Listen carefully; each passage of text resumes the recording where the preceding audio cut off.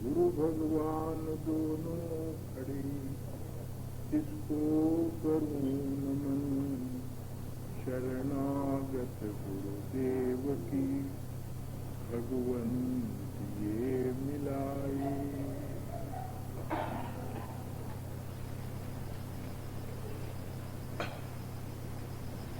लेने को हरि नाम है, देने को अनुदान, करने को है दीनता, बूढ़न को अभिमान।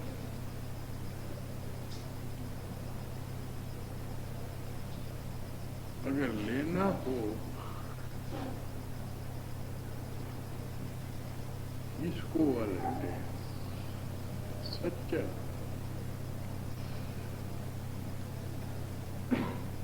ప్రపంచంలో సత్యనామం కంటే మించినది ఏమి లేదు. సత్యనామం ఇవ్వాలంటే అన్నది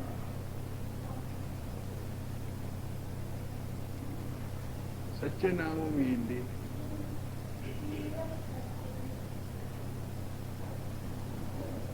దివ్యనాదాన్ని వినడమే సత్యనామం.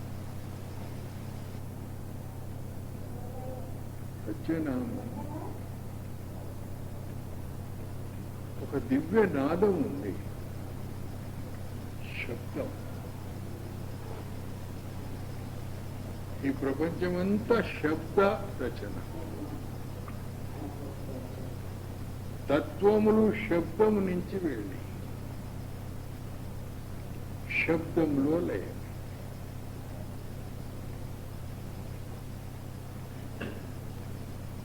ఆ శబ్దమే దివ్యనాదం. రచనలో రచనకు మూలం శబ్దం. शब्द ने रची आकाशी सारी, शब्द में మన శరీరం ఎంతవరకు మనం శరీరంలో ఉంటామో ఆ శబ్దం వినకూడదు.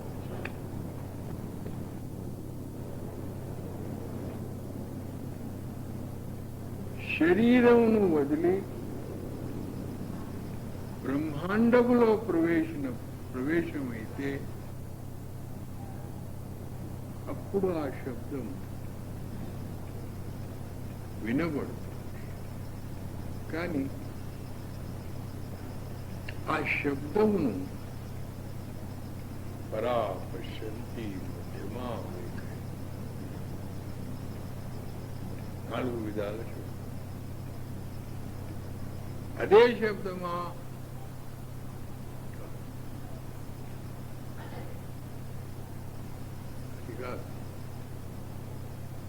పరా నిజమైన శబ్దం పరా. పశ్యంతి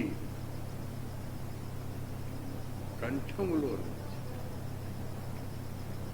ఏ శబ్దమైతే కంఠములో నుంచి వస్తుందో అది పశ్యంతి. ఏ శబ్దంలో అయితే అదే కమలంలో నుంచి వస్తుందో మధ్యమా.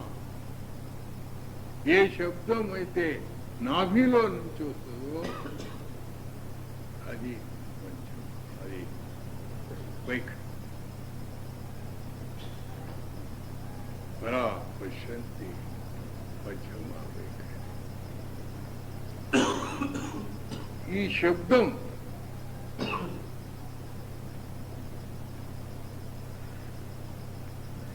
శబ్దం ఎట్లుంటుంది అంటే స్మరణ ధ్యానం. స్మరణ చేస్తూ చేస్తూ చేస్తూ స్మరణ మర్చిపోతుంది.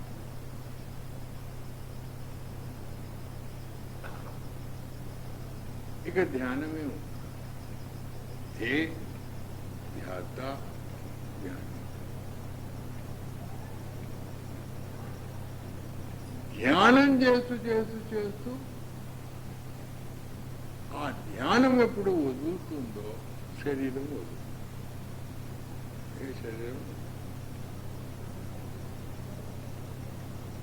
దీన్నే మృత్యువు. చచ్చి బ్రతకాలి కానీ బ్రతికి చావద్దు. చచ్చి బ్రతకాలి కానీ బ్రతికి చావద్దు. ఎప్పుడైతే నామస్మరణ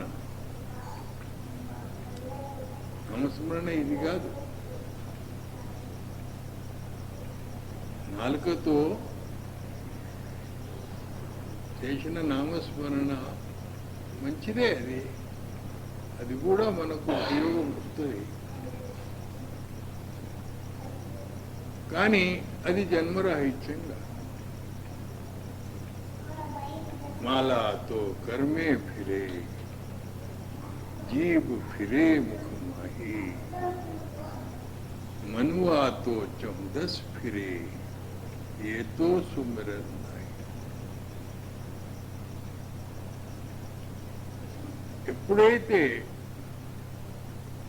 నామస్మరణ, తుకారాం మహారాజ్ ఏమంటాడు, नलगे मायेची बाळ निर्वावे आपुल्या स्वभावे ओढे त्याशी. అమ్మాయి పిల్లవాడిని, అమ్మాయికి పిల్లవాడు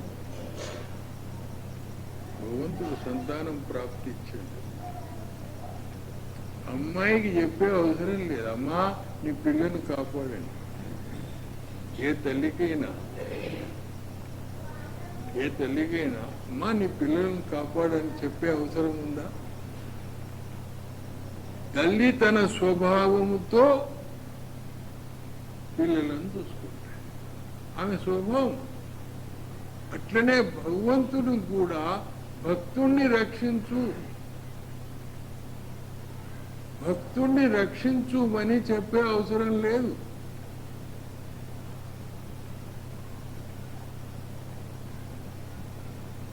అది దివ్యన सहजे ही धुन होत है हरदम खटके माही सुरत शब्द में ला गया मुख की हाजत नहीं. ఇంతవరకు ధన వ్యామోహం, పుత్ర వ్యామోహం, విషయవాసనల వ్యామోహం ఉంటుందో ఆ దివ్యనాదం చూడండి. మహాభారతంలో ద్రౌపది భీష్ముని దగ్గర పోయింది, ధృతరాష్ట్రుని దగ్గర పోయింది, కృపాచార్యుల దగ్గర పోయింది, ద్రోణాచార్యుల దగ్గర పోయింది,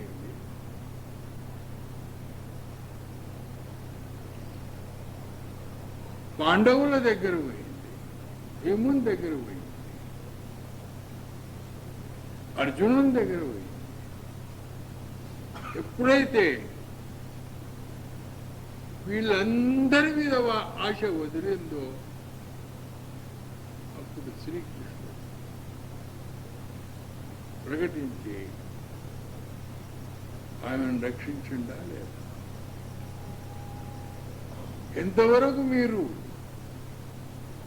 ఓం భూ, ఓం భువా, ఓం స్వహ, ఓం మహా, ఓం జనా, ఓం తపః, ఓం సత్యం, భూలోకం, భూవర్లోకం, జనలోకం, తపలోకం, ఇక్కడ ఉండే వ్యామోహాన్ని వదలరో పరమాత్ముడు మీకు దివ్యనాదం మీకు రాదు.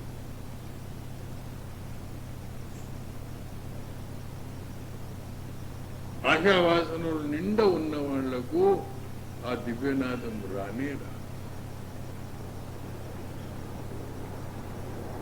దివ్యనాదం వచ్చిన వాళ్ళు ఈ ప్రపంచంలో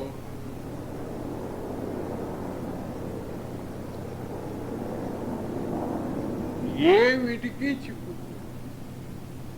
ఒకసారి కబీర్ దాస్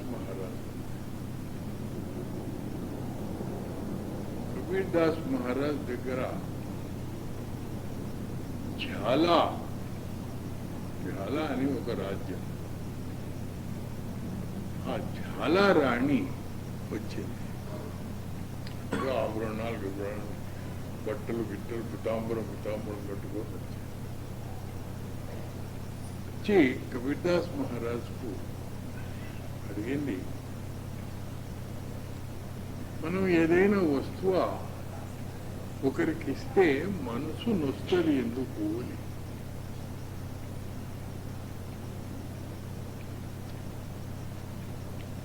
ఏదైనా వస్తువు మనకు దొరికితే ఆనందమే, ఇస్తే దుఃఖం, దొరికితే ఆనందం. ఎందుకు ఇట్లయితుంది అని ప్రశ్న చేసి,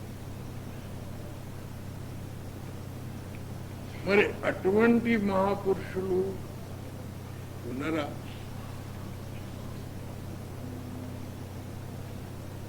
లభిస్తే ఆనందం లేదు, పోతే దుఃఖం లేదు.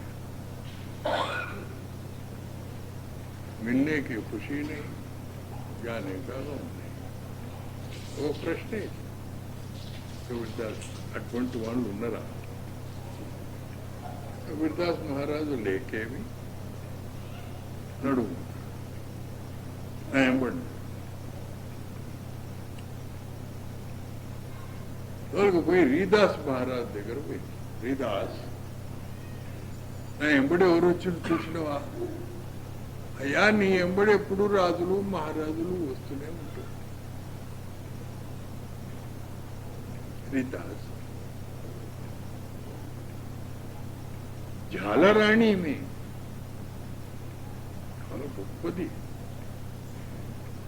అని కబీర్దాస్ మహారాజ్ ఏమన్నాడు, రాణి నీ శిరోమణి ఉంది కదా, ఈ విధవానికి ఇచ్చేసేది. తుఫాన్ పడ్డాడు, ఏం చేయాలి? మహాపురుషుడు కబీర్దాస్ మహారాజ్ మాట వినకపోతే కష్టం. ఇస్తిమా ఈ మణిబాయ్ కొంచెం ఆలోచన చేసి మహారాజ్ అన్న తర్వాత ఇవ్వాలని ఆ మణి తీసి రీదాస్ మహారాజ్ చేతులు పెట్టాడు. రీదాస్ అన్నాడు, నాకేమిటికి ఈ మణి? లేలే రీదాస్ ఉంచుకో, ఈ మణి ఉంచుకో. ఇప్పుడు ఏం చేసిండు? చెప్పులల్లో చెప్పు పాత చెప్పు తీసుకొని అందులో ఈ మణి పెట్టే వరకు ఇంకా ఇవే మనసులు. సరే, నేను శిరోమణి, ఆ మణి ఇక మనసులో ఎందుకు వస్తే నాకు దుర్బుద్ధి మనసులో పత్తాయం అయ్యా పోతా పోయి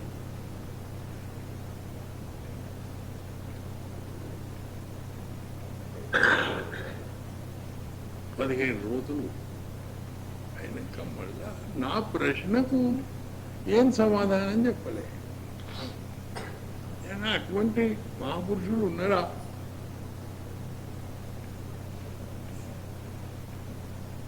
దొరికితే ఆనందం లేదు, పోతే దుఃఖం లేదు. ఈ సాధు సత్పురుషుల దగ్గర ఆభరణాలు పెట్టుకొని పో, నా తప్పు, వాళ్ళదేం తప్పు అని తెల్లబట్టలు వేసుకున్నది. ఏం ఆభరణాలు పెట్టుకోక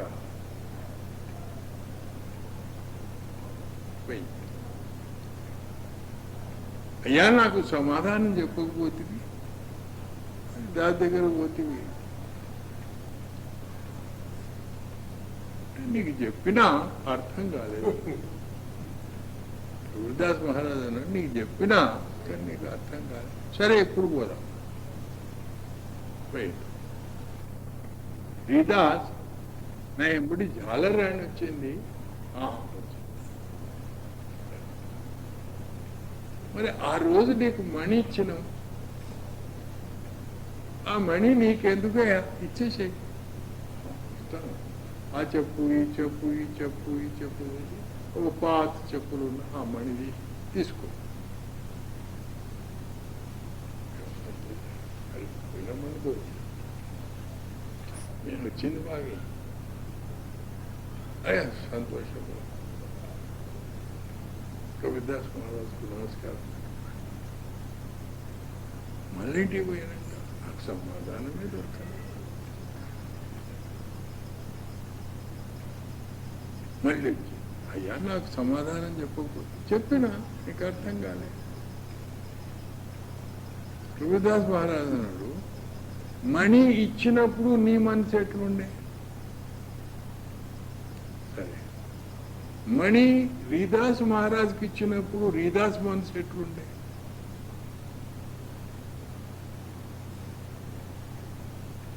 మణి తీసుకున్నప్పుడు నీ మనసు ఎట్లుండే? మణి రీదాస్ నీకు ఇచ్చినప్పుడు రీదాస్ మనసు ఎట్లుండే? అవు ఇటువంటి మహాపురుషుల దగ్గర వాళ్ళకి ఇస్తే సుఖం ఆనందం లేదు, పోతే దుఃఖం.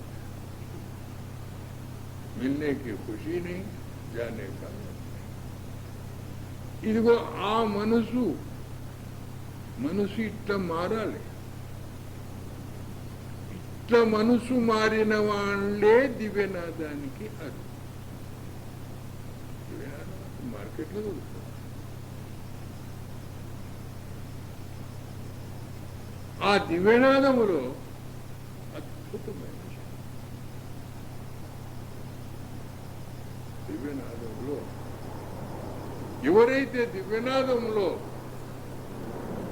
తన్మయులు అవుతారో వాళ్ళే సత్యనామమును భజించే. అదే సత్యం. భయం వచ్చిందన్న తపోసం. ఆ దివ్యనాదం వచ్చినప్పుడు సమయం గుర్తుగా మనం పితృశ్రాద్ధం చేస్తామా లేదా? సంవత్సరానికి ఒక పని చేస్తాం. ఒక్క సంవత్సరం ఒక్క క్షణం.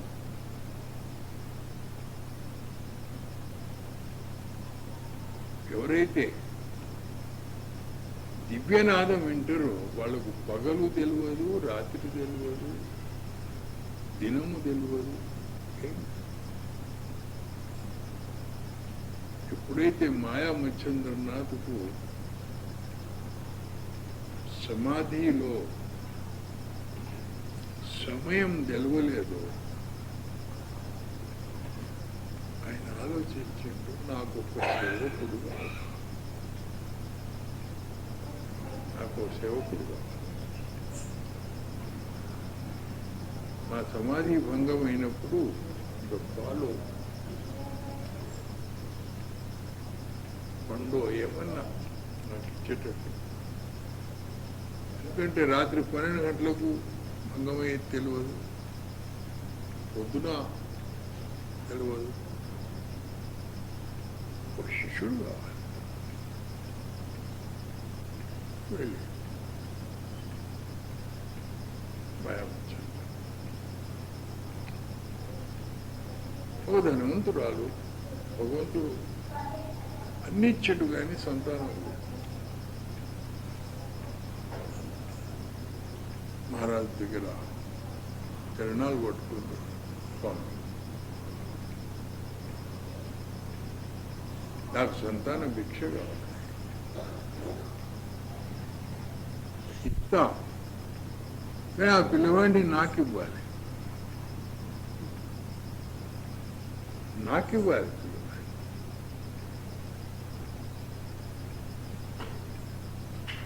ఏమనుకున్నది? అవుతుంది కదా, తనం ఇటవుతుంది. ఒకనాడన్నా అమ్మ అని వస్తాడు కదా నా కొడుకు, అయ్యా ఇస్తాను. భస్మం తీసుకొచ్చి ఆమె చేతిలో పెట్టాడు. ఆ భస్మం పొట్లం పట్టుకున్నది. భర్త వచ్చినప్పుడు అన్నది, ఈవేళ ఒక మహాపురుషుడు వచ్చాడు, ఆమెను వేడుకున్నా.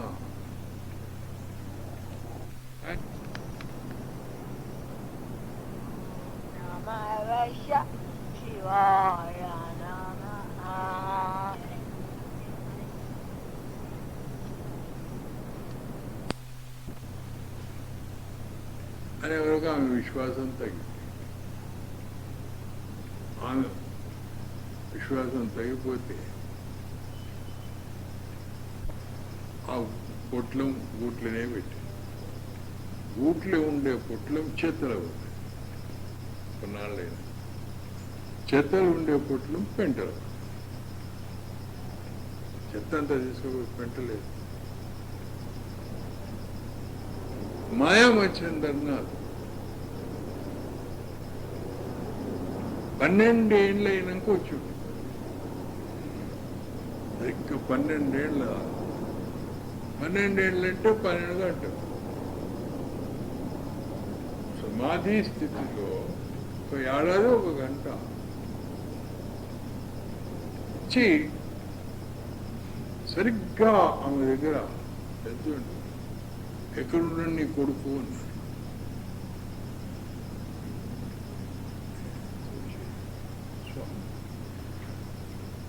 మీరా మీరు ఇచ్చిన భస్మం అప్పుడే అది 12 ఏళ్ళ కొడుకు ఉండాలి నీకు, యాడున్నా స్వామి. స్వామి నా భర్త ఆ విశ్వాసం వలన నా విశ్వాసం కూడా పోయింది. ఆ భస్మం పొట్లం కొన్నాళ్ళు గూట్లే ఉండే, గూట్ల నుంచి చెత్తల పడ్డది, చెత్తల నుంచి పెంటల పడ్డది. ఎక్కడున్నది పెంట? పెంట ఎక్కడున్నది? ఆ పెంటను చూసి ఆ దివ్యనాదంలో సత్యనామ స్మరణ చేసే వరకు గోరఖనాథ్ 12 ఏళ్ల పిల్లలు పెంటలు నువ్వుడికి వచ్చి నమస్కారం పెట్టి నా కొడుకు, నీ కొడుకు ఎక్కడ పాలిచ్చినవా, గర్భంలో పెట్టుకున్నావా? ఇది దివ్యనాదం. ఈ దివ్యనాదం యొక్క మహిమ. దివ్యనాదంలో సత్యనామ స్మరణ చేసేవాళ్ళు మృతక శరీరాలలో ప్రాణాలు వస్తాయి. మృతక శరీరం ఉంటే కూడా ప్రాణాలు గోరఖంగా. ఇది దివ్యనాదం యొక్క మహత్యం. ఇదే सत्यनाम, लेने को सतनाम है, देने को अंता. सत्यनाम स्मरण. అర్హులు ఎవరు?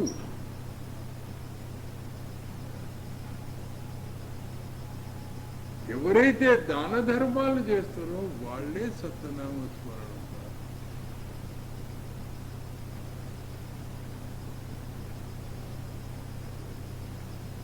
దానం అంటే ధనదానం కాదు, ధనదానం దానం కాదు, అన్నదానం దానం కాదు. సమస్త శరీరములో ఉండే అవయవాలు ఇవి 33 కోట్ల దేవతల యొక్క అనామత్పతు శరీరాన్ని దానం చేసేవాడు దధీచి మహర్షి దేవదానవుల యుద్ధంలో తన ఎముకలు దానం చేశాడు. ఇది వాళ్ళే సత్యనామం మనం కాదు. సత్యనామమును ప్రాప్తి చేసుకోవాలంటే 7 మెట్లు పోవాలి. శరీరం తర్వాత 7 మెట్లు ఉన్నాయి. భూమధ్యం, సహదళకమలం, త్రికూటి, శూన్యం, మహాశూన్యం, భ్రమరేంద్రం, సత్. అక్కడ సత్యం.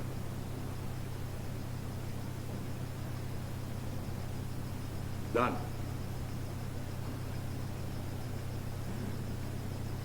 दे धरे का गुण यही देह देह कुछ दे.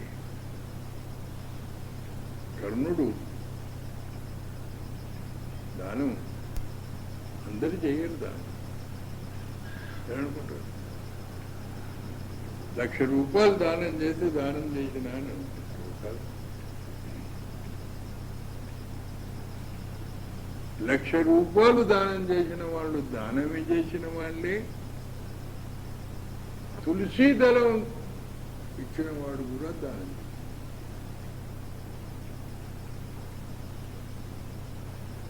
ధనదానమే దానం కాదు. శరీర దానం, మనసు దానం, భావదానం, ప్రాణదానం, వెనిదానం.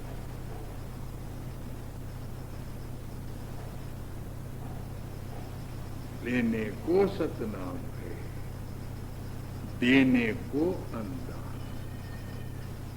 అన్నదాన మహిమ అని చెప్తారు. మనం దానం ఇస్తే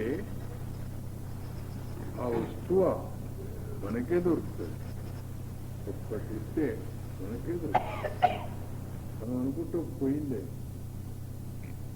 పోదు. దానం ఇచ్చిన ధనం మనకే ఉంది.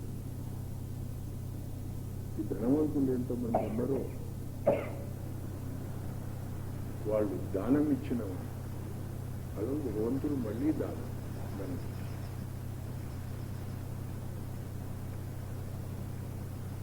ఒక బ్రాహ్మణుడు మహాదరిద్రుడు. భోజరాజు కాలంలో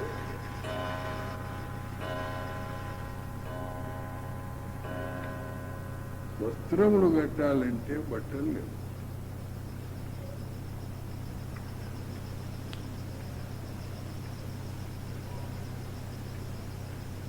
కానీ నియమం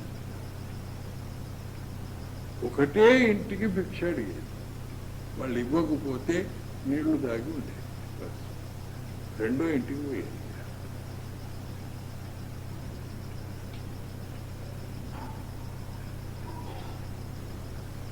పోతే భార్య చీరే కట్టుకొని పోయేది.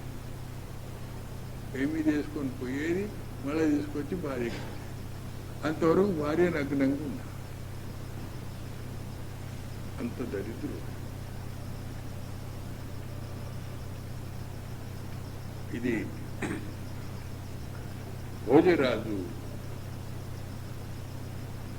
గాథలో సమయం గడిచిపోతుంది. అటువంటి దరిద్రావస్థలో స్త్రీ గర్భిణి. స్త్రీలకు గర్భం నిలిస్తే చాలా ఆనందం. ఆయన చెప్పు భార్య చెప్పింది, అయ్యా సంతోష వార్త, మనకు భగవంతుడు సంతాన ధనం ఇస్తున్నాడు. బ్రాహ్మడు అన్నాడు, పెద్ద ధనవంతులు ఉన్నారు, వాళ్ళకి ఇవ్వకుండా మా దరిద్రులకు ఇస్తే మేమే అన్నమో రామచంద్ర అని మనం మాకెందుకు ఇవ్వాలి? కొడుకు భార్య అన్నది నీ భాగ్యంలో ధనము లేదేమో, వచ్చేవాడి భాగ్యంలో ధనం లేదని ఎందుకంటావు? అట్లనే గాని నాస్తు, కనీసం వచ్చే సంతానం భాగ్యంతోనన్నా మనం జీవిస్తాం.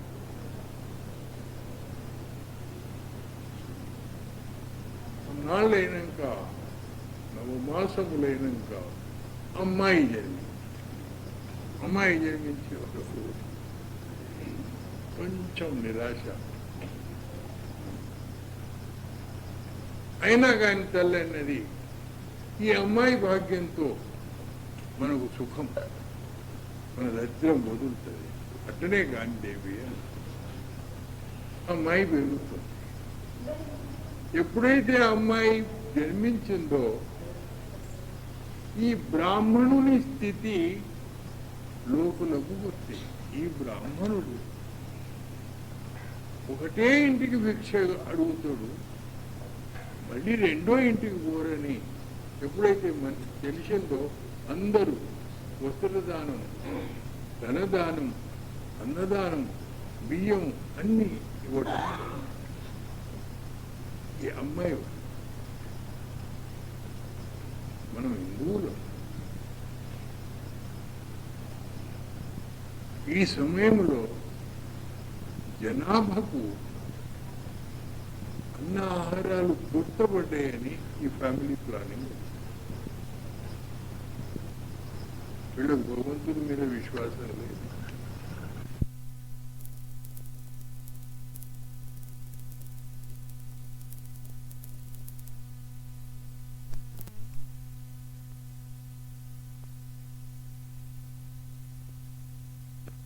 गीता पुरुष अभी बचाएगा.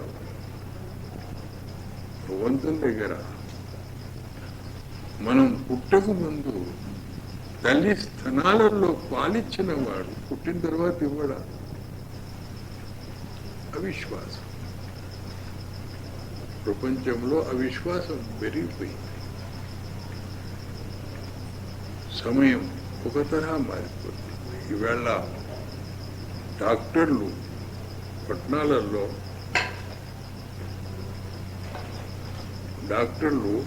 ఒక యంత్రం చేసినారు. అందులో గర్భిణీ స్త్రీలకు పిల్లవాడు పుడతాడా పిల్ల పుడుతుందా అని చూస్తున్నారు. పిల్ల పుడితే అబార్షన్.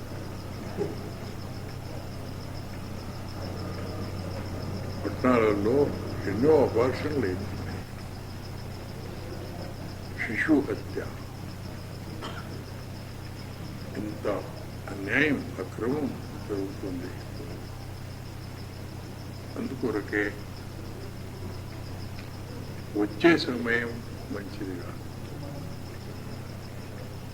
ఎక్కడ ఏం అన్యాయం దొరుకుతుందో మనకు తెలుసు. విషయమేమి, పరమాత్మను పైన విశ్వాసం లేదా? అమ్మాయి పెరుగుతుంది.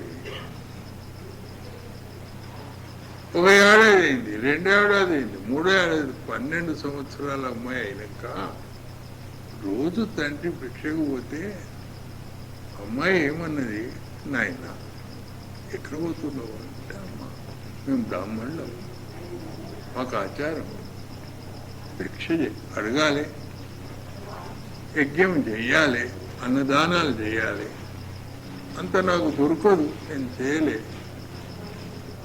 ఎక్కడ ఎవరింటికి పోతుందో పిల్ల 12 ఏళ్ల సమయం గృహస్థుల ఇంటికి పో. గృహస్థులు ఏమిస్తారు ఆయన? రాజు దగ్గర పోతే రాజు దగ్గర భోజరాజు. నేను మంత్రాలు గింత్రాలు ఎక్కువ శాస్త్రం చదవలే. పెద్ద పెద్ద శాస్త్రజ్ఞులు ఉన్నారు. వాళ్లకు వాళ్ళ ముంగట నేనేమి లేనాయన, నీకు నేను చెప్తా మంత్రం, తురద్దానం మహాపుణ్యం, బస్ ఇది మహాపుణ్యం. మనసులో దానం ఇవ్వాలని ఎప్పుడైతే విచారం కలుగుతుందో అప్పుడే ఇచ్చేయాలి. తురద్దానం.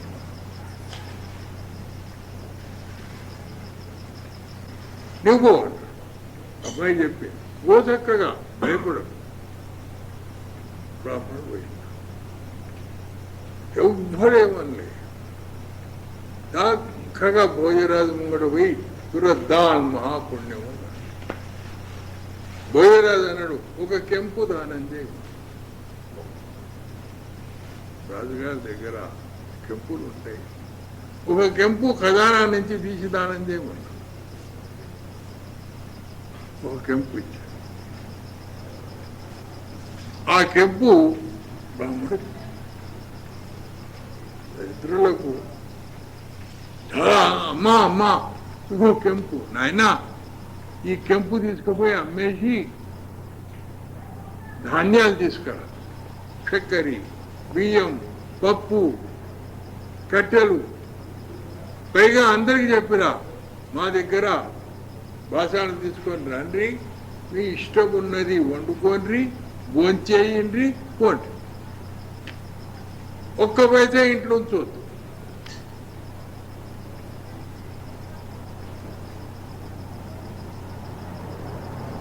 ఈ అమ్మాయి బ్రాహ్మణుడు అన్నాడు. ఇక అమ్మాయిని కూర్చుని మొదలు అందరూ భోంచేసిన తర్వాత ఇక అమ్మాయిని కూర్చుని మొదలు ఆ అమ్మాయి భోంచేసినాక మళ్ళీ తల్లిదండ్రి రెండో నాడు నాయన మళ్ళీ చెప్పండి, నిన్ననే కెంపించే ఇవాళ ఇస్తాడా? లేదు ఆయన నువ్వు పోరాదు. మళ్ళీ అదే మంత్రం. రెండో నాడు పోయి భోజరాజన్నాడు 2 కెంపులు ఇవ్వమన్నాడు, 3 ఇవ్వమన్నాడు, 4, 10, 12, 15 కెంపులు వచ్చినాయి. ఇంట్లో పెట్టుకునేది ఏం లేదు.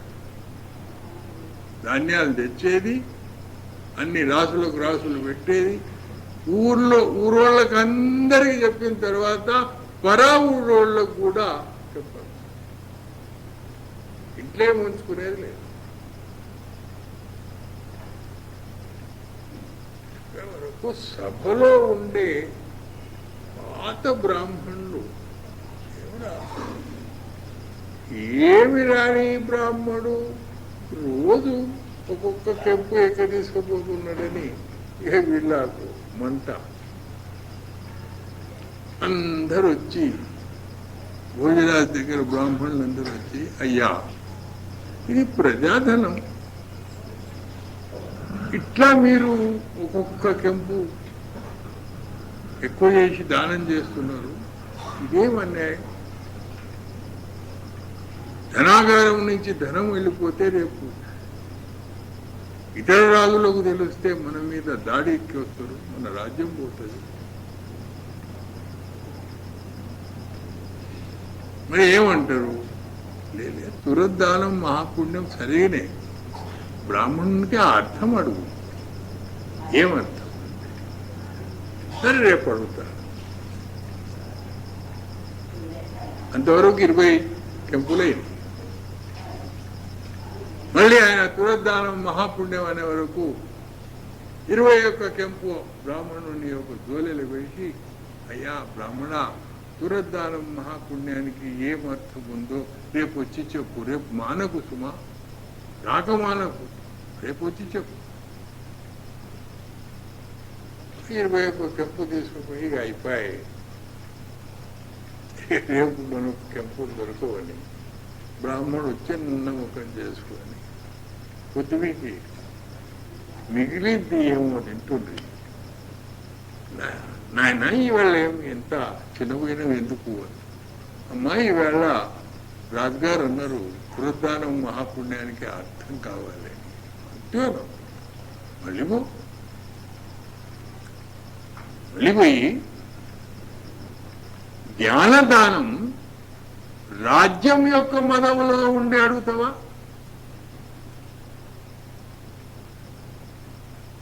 అమ్మాయి చెప్తుంది తండ్రికి, రాజుగారికి చెప్పు, జ్ఞానం కావాలంటే నీవు మా ఇంటికి రావాలి కానీ నువ్వు రాజువని దానం ఇస్తున్నా అని అహంకారంతో నీకు జ్ఞానం నేను ఈడ చెప్పాలా, నువ్వు మా ఇంటికి రావాలా అయితే చెప్పిరా. బ్రాహ్మడు పోయిండు. 22 కెంపులు ఆయన జోలలో వేసి భోజరాజు అన్నాడు, తురద్దానం మహాపుణ్యం అర్థం తెలుసుకొని వచ్చిన అంటే, మహారాజా జ్ఞానం రాజ్యం యొక్క అహంకారంలో ఉండి నీకు నేను ఇవ్వాలని కాదు. నీకు జ్ఞానభిక్ష కావాలంటే నువ్వు మా ఇంటికి వచ్చి మమ్మలను వేడుకుంటే మేము చెబుతాం. రాజు ఏర్పాట్లు చేయమన్నాడు. నేను బ్రాహ్మణుని ఇంటికి పోతా. ఆయన చెప్పేసరికి అన్ని ఏర్పాట్లు అయినాయి. రాజుగారు పోతుంటే ఎంతో మంది భోంచేస్తున్నారు. పరగ్రామంలో నుంచి భోంచేస్తున్నారు. ఎక్కడెక్కడ గ్రామవాసులు వచ్చి భోంచేస్తున్నారు, వంట చేసుకుంటున్నారు, భోంచేస్తున్నారు, చూస్తున్నారు. రాజు తెలిసే ఆయన ఈ బ్రాహ్మడు ఒక పైస ఉంచుకునే సంగ్రహం చేసేగాడు. పై కూర్చున్నాడు సింహాసనం. బ్రాహ్మణ, నేను నీకు జ్ఞానభిక్ష కొరకు వచ్చిన చెప్పుకున్నాడు. ఆ అమ్మాయిని కూర్చున్నాడు. రాజా చేతిలో हाथ कंगन को आलसी की क्या दोगा. రాజా చూస్తూనే ఉన్నావు కదా, తురద్దానం మహాపుణ్యం మహిమ చూస్తూనే వచ్చినావు నువ్వు. మళ్ళా నువ్వు అర్థం కావాలంటే అమ్మాయి అంటున్నది, రాజా నువ్వు చూస్తూనే ఉన్నావు, నీవిచ్చిన దానం నేను సంగ్రహిస్తున్నా, నీ ప్రజలకే పెడుతున్నా. చూసి మళ్ళా అర్థం అడుగుతావు. అప్పుడు రాజు అన్నాడు, అమ్మాయి నాకు అర్థం చెప్తావా లేదా. రాజా నేను అర్థం చెప్తా. మేడిపండు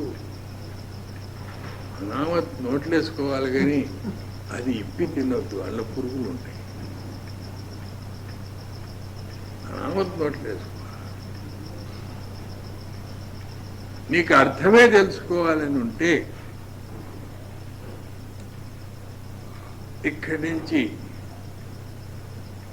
ఆమెడ అంటుండ్రి. ఆ కాలంలో మైలుకు ఆమెడ అంటుండ్రి. 100 ఆమెడలు నడిచిపో. అక్కడ సగం భూమి కాలుతుంటది, సగం భూమి పచ్చగా ఉంటుంది.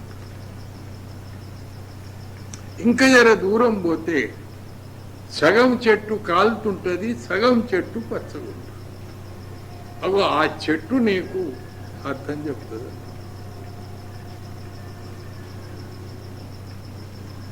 భోజరాజు రాజహటం అప్పుడే ప్రధాని పిలిచి, బ్రాహ్మణునికి ప్రతిరోజు ఒక కెంపు ఎక్కువ చేయాలి, ఈ దానం బంద్ చేయొద్దు. నేను వచ్చిందాకా ఈ దానం బంద్ చేయొద్దు, బ్రాహ్మణునికి దానం రోజు జరగాలి. ఇక నేను ఈ అర్థం తెలుసుకుని పోతున్నా అని అక్కడి నుంచి భోజరాజు ప్రధానికి రాజ్య ప్రబంధం ఇచ్చి వెళ్ళాడు. నడకతో కాలు నడుకుతో వెళ్ళాడు. 100 ఆవిడ పోయిన తర్వాత భూమి సగం కాలుతున్నది, సగం మంచి. కొంతకాలం కొంత దూరం పోయే వరకు సగం చెట్టు కాలుతున్నది, సగం చెట్టు పచ్చగా ఉన్నది. పక్క నవ్వుతుంటూ భోజరాజు మంచిగా సత్కర్మ చేసి రాజువైనవు. రాజవైభవంలో భగవంతుడు ఇచ్చినప్పుడు నీ ఏందో ఆ దుష్టబుద్ధి నీకు? రాజ్యం విడిచిపెట్టి ఇంత దూరం నడిచి వచ్చి నీకు అర్థం కావాలి. చూసుకుంటే ఇంకేం అర్థం అడుగుతావా? చెట్టు మాట్లాడుతున్నది, సగం సగం కాలుతున్నది, సగం. ఆశ్చర్యం. ఇందులో ఏమో రహస్యం ఉంది అని నువ్వు అర్థం చెప్తావా లేదా? నేను చెప్పాను. ఇగో నేను సగం కాలుతున్నా, నన్ను చూసి అర్థమేమో తెలుసుకో. నన్ను ఎందుకు అడుగుతావు?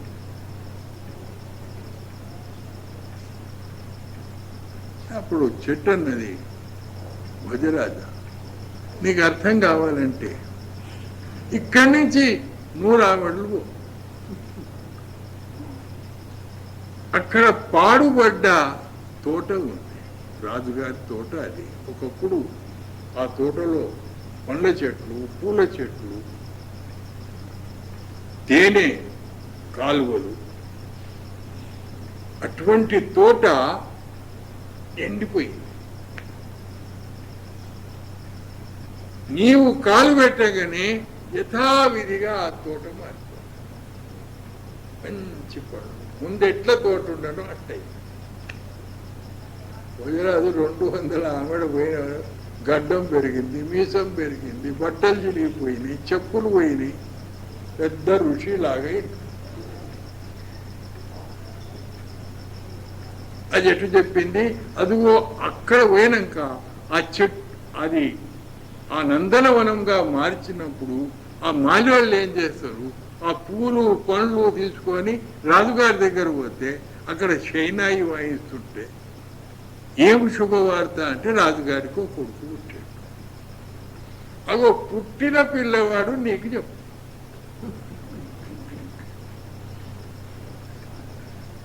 ఆ పుట్టిన పిల్లవాడు చెప్పు. నీకు అర్థం కావాలంటే పోవాలి. సరే పోవాలి. అక్కడి నుంచి వెళ్ళి గడ్డం పెరిగింది, మీసం పెద్ద ఋషిలాగా ఇండు, రాజులాగా లేడు. ఆ బట్టలన్నీ పోయినాయి. ఆ తోటలో కాళ్ళు పెట్టే వరకు తోట ఎప్పటి వల్ల మంచిగా అయింది. నందన వనంలో పూల వాసనలు, పండ్ల వాసనలు అన్నీ వచ్చాయి. ఆ మాలేవాళ్ళు గంపలలో పండ్లు పూలు తీసుకొని రాజుగారికి శుభవార్త చెప్తాం అని పోతుంటే అది షైనాయి వాయిస్తుంటే రాజుగారికి కొడుకు పుట్టిండండి. ఈవేళ ఎన్నో దినాల నుంచి పుత్ర సంతానం కావాలని రాజు ఎంతో ప్రదాయపడితే ఈవేళ కొడుకు పుట్టింది. రాజు అడిగాడు, ఏమి ఎక్కడి నుంచి వచ్చినాయి ఈ పూలు? అయ్యా నీ తోటలో నుంచి ఒక ఋషి వచ్చిండు, ఆయన పాదాలు పడంగానే తోట ఎప్పటోళ్ళు అయిపోయింది. ఆ ఋషి యొక్క పాద పుణ్యాలతో ఈ తోట వచ్చాడు. రాజుగారు అన్నాడు, ఏదో మహర్షి మన రాజ్యంలో వచ్చిందని ఏనుగ సవారి ఊరేగింపు తీయాలని తను నడుచుకుంటూ ఏనుగ సవారి తీసుకుపోయి భోజరాజు కూర్చుండబెట్టి తన రాజ్యంలో తీసుకుపోయి సింహాసనం మీద కూర్చుండబెట్టి భోజరాజు కూర్చొనిపెట్టి స్వామి ఆర్తిచ్చి పదాలు కడిగి ఏం సేవ చేయాలి? ఏం లే, నీకు పుత్ర సంతానం కలిగింది. నీ పాదాలు పడగానే నాకు పుత్ర సంతానం కలిగింది. ఆ పిల్లవాడిని ఇక్కడ తీసుకురండి. ముత్యాల మీద ఒక కిస్తీలో ముత్యాలు పడిచి దాని మీద తువ్వాలు వేసి ఆ పిల్లవాడిని తీసుకొని పెట్టాడు.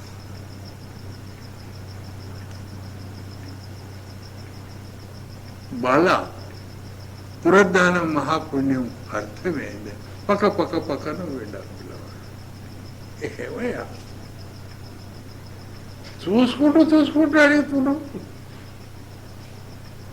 పునరుద్ధానం మహాపుణ్యం యొక్క మహిమ చూస్తూనే ఉన్నాం, మళ్ళా ప్రశ్న చేస్తున్నాం. నీకు తెలవలేదా? ఇంకా నీకు మేధాసు లేదా?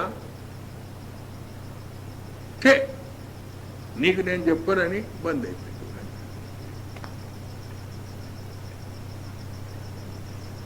రాజు అన్నాడు, బాల నేను ఇంత ప్రయాసపడి వచ్చిన, రాజ్యం వదులుకున్నా, అన్ని వదులుకున్నా, మళ్ళా వాచ నేను మాత్రం చెప్పగాని ఇక్కడి నుంచి మళ్ళా నువ్వు రాముడు అక్కడ నీవు పోంగనే ఇద్దరు స్త్రీలు నీకు కనబడతా. ఒక ఆమె ముసుకేసుకుంటుంది, ఒక ఆమె నీతోని పరిహాసం ఆడుతుంది. ఆమె నీకంటది, మొదలు భోంచేయి, సౌరం చేసుకో, బట్టలు వేసుకో, భోంచేసిన పండుకో, పండుకొని లేచినాక నీకు అర్థం చెప్తా అంటది. ఆమె అన్నట్టు ఇంటివా ఆమె అర్థం చెప్తా. ఇక పోయేది లేదు, మేము ఇక ముంగడ పోయేది లేదు. పాల సముద్రం కాడ వీళ్ళు దొరుకుతారు. అది స్వర్గలోకం, స్వర్గసీమ. ఇప్పుడు భోజరాజు పిల్లవానికి నమస్కారం పెట్టి వాచ బంద్ అయిపోయింది. మళ్ళీ రాజహటం అట్లనే ఉంటుంది, తెలుసుకోవాలి అర్థం. ఇద్దరు స్త్రీలు, ఒక స్త్రీ ముసుకేసుకున్నది, ఒక స్త్రీ ఓ రాజా భోజా భోజా రాజా, మందమతివయ్యా నువ్వు, ఈ రాజ్యం దొరికి, సుఖం దొరికి, మంచిగా భగవంతుడు ఇచ్చినట్టు మంచిగా ఉండక ఇదేం దుర్బుద్ధి అయ్యా నీకు, గడ్డం పెరిగింది, మీసం పెరిగింది అని పరిహాసించి, నాకు దురద్దానం మహాపుణ్యం అర్థం చెప్తా. నువ్వు ఇంత జిజ్ఞాసతో వచ్చినావు కదా, నీకు చెప్తా. కానీ మొదలు ఇక స్నానం చేయి, సౌరం చేసుకో, మంచిగా రాజశాహి బట్టలు వేసుకో, భోంచేయి, పడుకో, పండుకొని లేచినాక నీకు చెప్తా. ఏం చిన్న విషయం. నేను స్నానం చేయబడి నువ్వు చెప్పు అర్థం. నువ్వు స్నానం చేసి చేయకపోతే నేను చెప్పా. నీకు అర్థం తెలుసుకోవాలంటే నువ్వు నేను అన్నట్టు, నేను అన్నట్టు తినకపోతే నేను చెప్పా.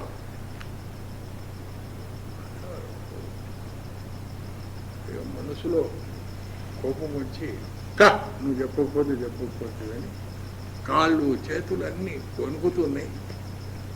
వాన బాగా పడుతుంది, తుఫాన్ గాలి వస్తుంది. అల్లా వెళ్ళిపోయి బ్రాహ్మణ కన్య నాకు ఇంత ఆయాస పెట్టింది చూడు, నేను ఓంగనే ఏం చేస్తున్నావు అని ఆ వానలో పోయి ఒక పాడుపడ్డ దేవాలయం, శివుని దేవాలయం ఉంది. ఆ శివుని దేవాలయానికి ఒక చబుత్ర ఉంది, దాన్ని పట్టుకొని నిలబడ్డాడు. నిద్ర వచ్చింది. ఈయన నిద్ర వచ్చే వరకు వానాగిన అంతా తక్కువైపోయింది. గరుడు వచ్చి శివునికి చెప్తున్నాడు, అయ్యా విష్ణుదేవుడు వైకుంఠంలా నీకు భోజనానికి చెప్పిండు, పిలిచిండు. శివుడు ఏమంటున్నాడు, ఒక శరణాగతుడు ఇక్కడ నా దేవాలయంలో వచ్చి ఆశ్రయించండు, మరి ఆయన నిడిచిపెట్టి నేను రాను. ఆయనతో సహా వచ్చే ఆజ్ఞ ఉంటే నేను వస్తాను. ఆ గరుడు పోయిండు. కొంచెంసేపు అయినాక మళ్ళీ వచ్చి, అయ్యా ఆయనతో సహా రమ్మా. పడుకున్నాడు కదా, పడుకున్న ఆయనకి ఎట్లా లేపాలి? ఆ సరిగా అది చెబుత్ర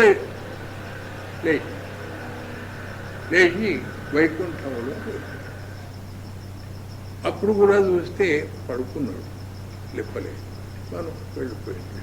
పరమేశ్వరుడు విష్ణుదేవుని యొక్క విందులలో ఈయనకు మేలుకొచ్చింది. మేలుకొచ్చే వరకు గంధర్వులు పోతున్నారు. 2 గంధర్వులు స్వర్గం. ఒక గంధర్వుడు అంటున్నాడు, భోజరాజు రుచులోకములో గొప్ప దానం చేసి ఇక్కడ 7 అంతస్తుల మేడ ఆయన గురించి కడుతున్నారు. దేవుడు కెంపులతోని కడుతున్నాడు. అది చూసప్పా అని 2 గంధర్వులు, నా కోసానికి 7 అంతస్తుల మేడ. వాళ్ళు ఎంబడి పోయారు. వెనక పోయేవారు. అది పెద్ద 7 అంతస్తుల మేడ కెంపులతోనే కడుతున్నారు. ఆ మేడకు ఒక పునాది, ఒక్క స్తంభం దగ్గర ఆ గంధర్వులైన ఇంజనీర్లు ఇట్లా తలకు చేతి పెట్టుకొని, ఈ మేడ ఇక కూలిపోతుంది, రవ్వుతూ పునాది రాయి కదులుతున్నది, మేడ కూలిపోతుందని ఆ ఇంజనీర్లందరూ తలకు చేతి పెట్టి ఆలోచిస్తున్నారు. అన్నాడు, నేను ఇంతవరకు ఏం కోపానికి వచ్చి ఆ బ్రాహ్మణ కన్యని ఏం చేస్తాను అని అన్న కదా అని చెప్పలు కొట్టుకొని, అమ్మా నాకు తెలిసింది, నేను రాగానే మంచి సద్బ్రాహ్మణుడైన రాజుతో పెళ్లి చేసి నా రాజ్యంలో ఉండే కట్నాలు కానుకలు అన్నీ నీకు ఇచ్చి పెళ్లి చేసి పంపిస్తా అనే వరకు ఆ ఇంజనీర్లు కొంచెం పునాది రాయి ఇక జరగదు. భోజరాజు మనసు సంకల్పం కొంచెం మారినట్టయింది అని ఈ 7 అంతస్తుల మేడ పడుతుందేమో అని అనుకున్నాం. ఇక మంచిగుందని అందరు ఈయన దబా ఉరికి ఆ చెబుతులను పట్టుకొని పన్నట్టు అన్నే అనుకున్నాడు. పరమేశ్వరుడు వచ్చాడు, కిందికి పోయిండు. కిందికి పోయే వరకు తాను తన రాజ్యంలో వచ్చాడు. ప్రధాని అడిగాడు, దానం సక్రమంగా అయ్యా 59 కెంపులు రోజు, రేపు 60వ కెంపు ఇస్తున్నా. అబ్బాయి భటులను పంపించండు. ఒక బ్రాహ్మడైన రాజు దగ్గర వెళ్ళి ఈ అమ్మాయి వివాహం ఆ రాజుతో వివాహం నిశ్చయించి ఆ వివాహం ఎంతో ఉత్సాహంతో చేశారు. రత్నాలు మణులు చేసినాక ఆ అమ్మాయి అత్తగారింటికి పోతుంటే రాజన్నాడు, భోజరాజు, అమ్మా అర్థం తెలిసింది కానీ మర్మం తెలియలేదన్న. అర్థం తెలిసింది కానీ మర్మం తెలియలే.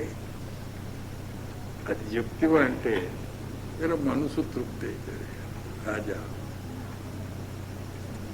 వెంటనే ఏకాంతం చేసి చెప్తా విను.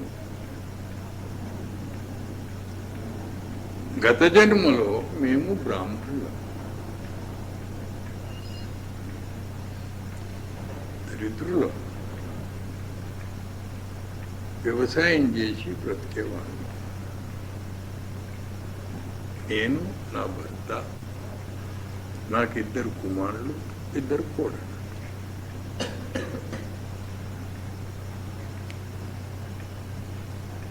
నా చిన్న కుమారుడు మహా దానకుడు, పెద్ద కుమారుడు పీచి. సైజ్యం చేసి పంటలు చాలకపోతే మళ్ళా బిచ్చమే అడిగారు. భిక్ష తప్పలే. ఒక సంవత్సరం పంటలు వచ్చిన తర్వాత నా చిన్న కుమారుడు అన్నాడు, నాయన పంటలు చాలు, ప్రతి సంవత్సరం భిక్ష అడగక ఏం కాదు, కావున ఇప్పుడు మనం ఇక్కడ అన్నదానం చేస్తాం. అన్నదానం చేసినాక మిగిలిన పంట ఇంటికి తీసుకో. చెప్పినావురా పెద్దోడు అన్నాడు, తీసినావురా. ముదాలే మనకు దాలే అంటే మళ్ళా ఇది వాడు దానం. తండ్రి అన్నాడు, అరే వాడు అన్న మాట అయితేను, తల్లి తండ్రి అన్నాడు, ఇలా వాడి మాటేను, వాడు ఎట్లా అంటున్నాడు. ఇక అందరూ సమ్మతించి అక్కడ సత్యనారాయణ వ్రతం చేసి అందరికీ ఊరోళ్ళకు భోజనం పెట్టిన తర్వాత మిగిలింది ఇక 6 కూర్చున్నారు. అంతే మిగిలింది, ఏం లేదు. అందరూ భోంచేసి ఇక అందరు ఇస్తాలల్లా వేసుకొని ఇక భోంచేసుకొని భిక్షాందేయి అని పరమాత్ముడు వచ్చాడు, భిక్షుకుడు రూపంలో. చిన్నపిల్లవాడు దానకర్ణుడు కాబట్టి తన ఇఫ్తారీ తీసుకొని తన అన్నం తన ఇఫ్తారీ తీసుకొని మళ్ళీ అదృశ్యమై మళ్ళీ భిక్షాందేయి అని వచ్చాడు. తన భార్య ఇస్తారు తీసుకొని మళ్ళీ 3వసారి వచ్చాడు భిక్షాందేయి. తన తల్లి ఇస్తారు లోపు. 4వసారి వచ్చేసరికి తండ్రి ఇస్తారు చేశాడు. 5వసారి వచ్చే వరకు వదినే ఇస్తారు చేశాడు. 6వసారి వచ్చే వరకు పొద్దుందాకా ఉపవాసం ఉండి భోంచేస్తావంటే వీడికి ఇస్తాళ్ళ మీద ఇస్తాలు తీసుకుపోయి వేస్తున్నాడు అని పోయిండు.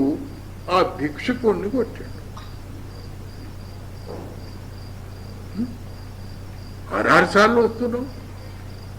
ఆ భిక్షుడు అన్నాడు, సగం కాలుతావురా అన్నాడు. సగం కాలుతావు. అగో సగం భూమి కాలుతున్నది, సగం చెట్టు కాలుతున్నది. భోజరాజా చూసినవా? తర్వాత ఏ నందనవదం నీ పాద ప్రభావంతో ఎట్లున్నది అట్లా మారిపోయిందో అదిగో ఆయన తండ్రి. మీ తండ్రి రాజవంశంలో పుట్టాడు.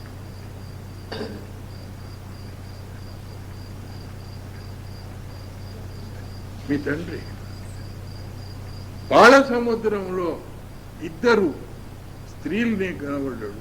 ఒక స్త్రీ ముసుకేసుకున్నది నీ భార్య, 2వ స్త్రీ నీతో పరిహాసం ఆడి నిన్ను భోంచేయమని ఆగ్రహం చేసింది నీ వదినే. నా వివాహం చేసినావు, నేను నీ తల్లి, నేను నీ తల్లి. అట్లా దాన మహిమ ఉంది. ఇది భోజరాజు యొక్క చరిత్రలో ఉంది. ఎక్కడ మనం ఆధ్యాత్మిక చింతన చేస్తాం చూడండి. యజ్ఞం చేసినా కానీ ఏ పుణ్యకార్యం చేసినా కానీ అన్నదాన మహిమ ఉంది. దానం దే దే ధరే కా గుణ యహీ దే దే కుछ దే దేహ ఖేయ హో జాయేగి. అంటే ఈ శరీరం పడ్డప్పుడు ఎవరు అడుగుతారు? నేను ఎవరు అడుగుతారా? దే ఖేయ హో జాయేగి కౌన్ కహేగా దే. వాయుదేవతతో వాయువు తీసుకుంటున్నాం, పృథ్వీదేవత యొక్క సేవ తీసుకుంటున్నాం, అగ్నిదేవత యొక్క సేవ తీసుకుంటున్నాం.